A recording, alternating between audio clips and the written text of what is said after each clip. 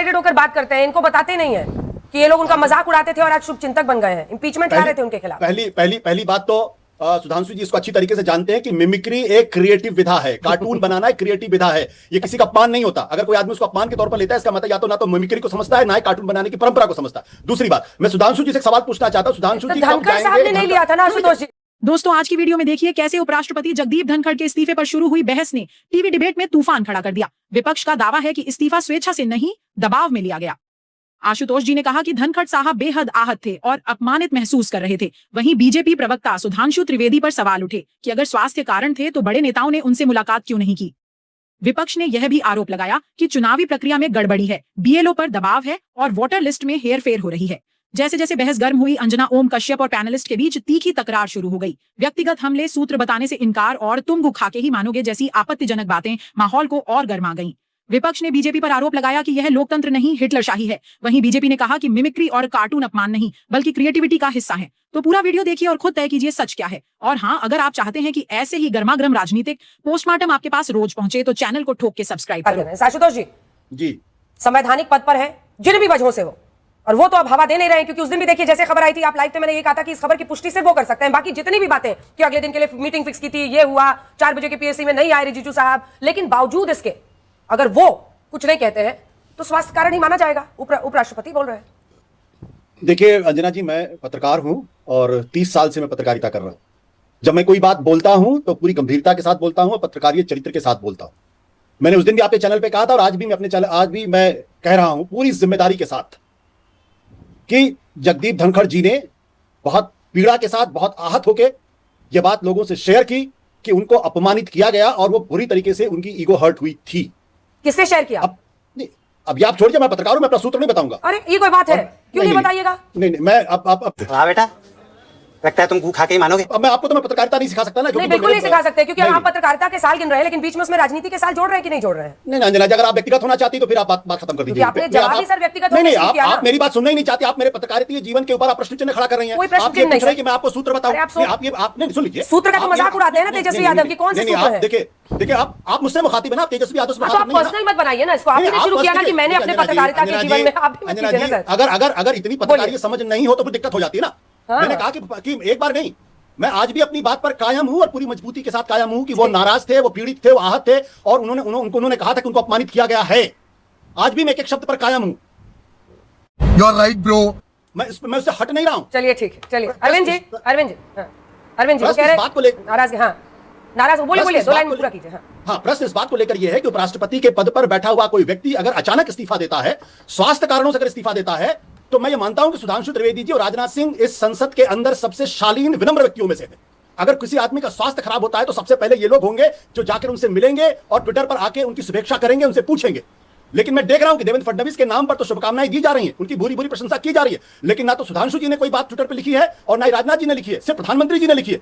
ये क्या दर्शाता है? इससे साफ पता चलता है कि कहीं ना कहीं कुछ गड़बड़ है। अन्यथा खुद सुधांशु जी फलों की टोकरी लेकर उनके पास जाते, उनका स्वास्थ्य पूछते और उनको बुके देते। ठीक है, इसका जवाब सुधांशु जी से ले लेते हैं, फिर अरविंद जी। Emotional damage. आप वन साइडेड होकर बात करते हैं, इनको बताते नहीं है कि ये लोग उनका मजाक उड़ाते थे और आज शुभचिंतक बन गए हैं, इंपीचमेंट ला रहे थे उनके खिलाफ। पहली बात तो सुधांशु जी इसको अच्छी तरीके से जानते हैं कि मिमिक्री एक क्रिएटिव विधा है, कार्टून बनाना एक क्रिएटिव विधा है, ये किसी का अपमान नहीं होता। अगर कोई आदमी उसको अपमान के तौर पर लेता है, इसका मतलब या तो ना तो मिमिक्री को समझता है, ना ही कार्टून बनाने की परंपरा को समझता है। दूसरी बात, मैं सुधांशु जी से सवाल पूछना चाहता हूं, सुधांशु जी धनखड़ साहब ने नहीं लिया था ना आशुतोष जी? अरे सुन लीजिए, अरे धनखड़ साहब ने नहीं लिया था। आप जिस दर्द की बात कर रहे हैं, अगले दिन की उनकी बाइट हमने सुनाई, बहुत दर्द में थे। उन्होंने कहा मेरी रीढ़ की हड्डी कितना झुकना है, नहीं झुकना है, उन्होंने खुद कहा था। देखिए धनखड़ जी क्या कह रहे हैं, इसीलिए तुमको इस्तीफा देना पड़ गया ना। जवाहरलाल नेहरू ने एक जमाने में जितने कार्टूनिस्ट होते थे उनका सम्मान करते थे और कहते थे आप जितना बेहतरीन और जितना मजाक मेरा उड़ाएंगे मुझे अच्छा लगेगा। लेकिन सुधांशु जी एक सवाल पूछना चाहता हूं, वो कब जाएंगे धनखड़ जी के यहाँ उनका स्वास्थ्य पूछने के लिए? कब जाएंगे उनके यहाँ? और जाने के बाद अपनी और धनखड़ जी की फोटो कब ट्विटर पे डालेंगे? देखिए सुधांशु जी, देश का दुर्भाग्य है कि आर के लक्ष्मण जैसे कार्टूनिस्ट आज नहीं है, क्योंकि हो भी नहीं सकते। अगर वो होते तो उनको जेल जाना पड़ता, क्योंकि उनकी क्रिएटिविटी भारतीय जनता पार्टी के लोगों में क्रिएटिविटी थी। सपरा साहब देखिए, मुद्दा एक एक करके उन्होंने तीनों का जवाब दिया, आप जवाब दीजिए। देखिए अंजना जी, हैरत की बात है ये जो बात भारतीय जनता पार्टी के प्रवक्ता कर रही है, जो तीनों मुद्दे जिस पर आप आज चर्चा लेकर के आई हैं, ये पहलगाम के मुद्दे पर चर्चा, या फिर ऑपरेशन सिंदूर, या फिर जो उपराष्ट्रपति के मुद्दे पर, या फिर ये एसआईआर के मुद्दे पर, ये सारे मुद्दे दिए किसने हैं? ये सारे मुद्दों की जननी कौन है? भारतीय जनता पार्टी जननी है इसकी। तो पहलगाम के अंदर अगर सुरक्षा पुख्ता होती, अगर इंटेलिजेंस फेलियर ना होता तो पहलगाम की हत्याएं ना होती, घटना ना होती। ऑपरेशन सिंदूर में अगर नरेंद्र ट्रंप के सामने सरेंडर ना होते तो सवाल नहीं उठते, हमारी सेना जाकर के पाकिस्तान को और चने चबा सकती थी। और उसके बाद में अगर एसआईआर की बात जिस तरह से अभी बीजेपी के प्रवक्ता कह रहे हैं, ये कह रहे हैं कि विदेशी आ रहे हैं, ये कह रहे हैं कि बहुत करोड़ों रुपया बाहर से आया। अरे भाई पैसा बाहर से आ रहा है, लोग बाहर से आ रहे हैं, सरकार तो तुम्हारी है, तो आप क्या कर रहे हैं? आप क्या पकोड़े तल रहे हैं क्या? आप क्या जलेबियां तल रहे हैं? आपका बीएसएफ और आपकी बॉर्डर सिक्योरिटी फोर्स और इंटेलिजेंस क्या कर रहा है? अगर बाहर से पैसा आ रहा है तो आपने वो पैसा रोका क्यों नहीं?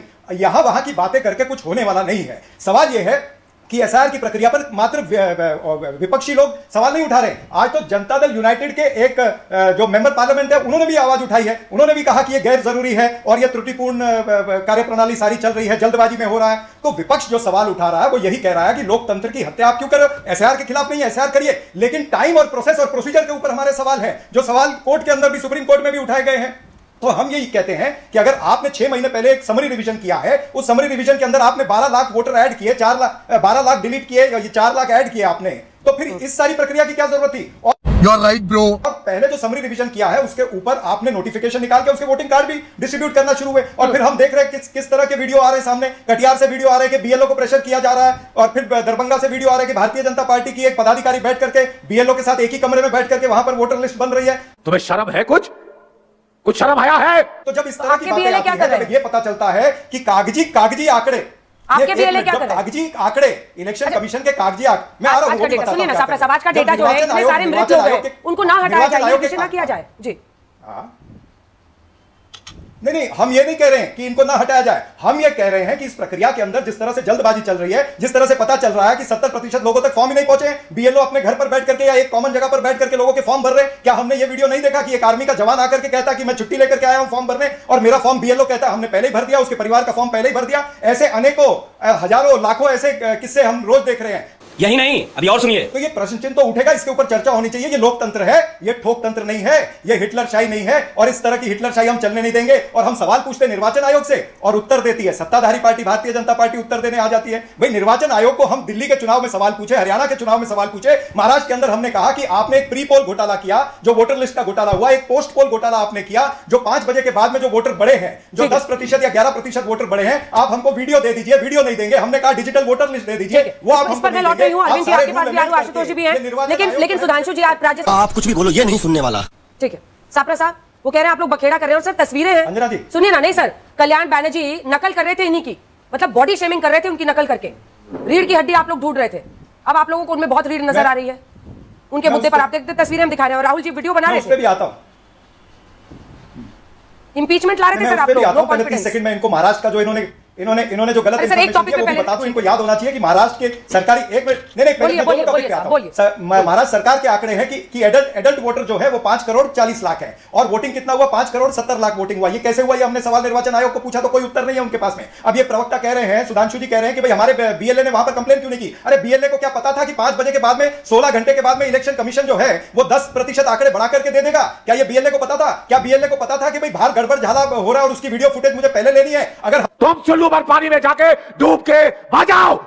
हमने बाद में पूछ लिया तो भारतीय जनता पार्टी निर्वाचन आयोग से क्यों नहीं कहती है भाई आप तो निष्पक्ष हैं, आप तो कॉन्स्टिट्यूशनल पोस्ट है, तो आप दे दीजिए भाई वीडियो फुटेज? क्यों नहीं सत्ताधारी पार्टी क्यों नहीं कहती है निर्वाचन आयोग को भाई विपक्ष एक बात पूछ रहा है उसको पूरा कर दीजिए? तो कहीं ना कहीं आपकी नीति और नियत में खोट है और दाल में कुछ काला है। अब मैं आता हूं धनखड़ साहब की बात पर। भाई धनखड़ साहब का मैं ये नहीं कहूंगा कि हमारे लोग उनके विचारों के विपरीत नहीं थे, वो पक्षपाती भी रहे हैं, कई बार रहे हैं, और कई बार हमारे लोगों ने एक संसदीय प्रणाली के तहत उनका विरोध भी किया है। हम ये कभी नहीं कहते कि वो न्यूट्रल अंपायर थे, वो न्यूट्रल अंपायर नहीं थे, ये हम आज भी मेंटेन करते हैं। लेकिन जिस तरह से एक व्यक्ति की एक कॉन्स्टिट्यूशनल पोस्ट पर बैठे हुए उपराष्ट्रपति की तबियत 4 साढ़े 4 बजे तक ठीक रहती है, फिर अचानक 5 बजे से लेकर 8 बजे के बीच में उनकी तबियत खराब हो जाती है, वो पूरी संसदीय प्रणाली, एक दिन की प्रणाली, पूरा सेशन कंडक्ट करते हैं और फिर 4:30 बजे मीटिंग भी बुलाते हैं, फिर अचानक 3 घंटे में तबियत खराब, ये तो लेटेस्ट न्यूज़ है, और वो अचानक वो दे देते हैं इस्तीफा। इससे कई प्रश्न उठते हैं, आप कुछ बोलो ना बोलो, लेकिन ये नजर आता है कि उन्होंने इस्तीफा दिया नहीं है, उनका इस्तीफा लिया गया है। इसके पीछे बहुत सारे प्रश्न हैं, वो प्रश्न आने वाले समय में बाहर आएंगे। भारतीय जनता पार्टी को यह जवाब देना पड़ेगा कि कहीं आपने उपराष्ट्रपति को अपना कठपुतली बनाने का प्रयास तो नहीं किया। यह प्रश्न चिन्ह है, इस प्रश्न का उत्तर आने वाले समय में आपको देना पड़ेगा। साहब थोड़ा सा तो इस पर रोशनी डालिए सर कि आप लोग का हृदय परिवर्तन ऐसा कैसे हो जाता है? उनकी नकल करना, राहुल जी का उनका वीडियो बनाना, कल्याण बैनर्जी का, उनके खिलाफ मतलब मोशन लाना, इंपीचमेंट मोशन, नो कॉन्फिडेंस का। जो हृदय परिवर्तन हुआ उनके रेजिग्नेशन के साथ। वाह बेटा, लगता है तुम गू खा के ही मानोगे। कठपुतली के कितने ही उदाहरण मैं दे सकता हूं। मुझे यह भी याद आ रहा है कि किस तरह से अमित शाह ने नड्डा जी को खींचा था, और फिर नड्डा जी ने परसों ही जो कल ही हाउस के अंदर जिस तरह से उन्होंने बोला कि जो मैं बोलूंगा वो रिकॉर्ड में जाएगा, ये आपको समझना चाहिए। खुलेआम धमकी दी कि नहीं, उन्होंने चेयर की तरफ देखते हुए ये बात को बोला है। तो आप कठपुतली वो हमको मत सिखाइए। देखिए, लगातार 2 जाट नेता, 2 किसान नेताओं को भारतीय जनता पार्टी ने जैसे दूध से मक्खी को निकाला जाता है इस तरह से निकाल के फेंका है। और आप लोग जाट का सम्मान कर रहे थे और एक इनको धनगर साहब को, ये मेरा खुला आरोप है। सापरा साहब, आप मेरे एक भी सवाल का जवाब नहीं दे रहे हैं। जो बोलना चाह रहे हैं वही बोल रहे हैं। अनफेयर। मैंने उनसे एक सेकंड आवाज नीचे कीजिए। मैंने देखिए सुधांशु जी से मैंने पूछा धनखड़ साहब पर, उन्होंने जवाब दिया। मैं आपसे इस वीडियो पर तीसरी बार अब सवाल कर रही हूं, दूसरी बार आप जवाब नहीं दे रहे हैं। ये क्या तरीका है? जाट का तब अपमान नहीं हुआ था जब आप लोग ये वीडियो बना रहे थे, उनकी नकल कर रहे थे, तमाम माननीय सांसद कर रहे थे। अंजना जी मैंने मत भूलो कि भक्ति और पागलपन में अधिक अंतर नहीं होता। सांसारिक दृष्टि से देखो तो भक्त पागल ही जैसा दिखाई देता है। खत्म, bye bye, tata, goodbye, गया।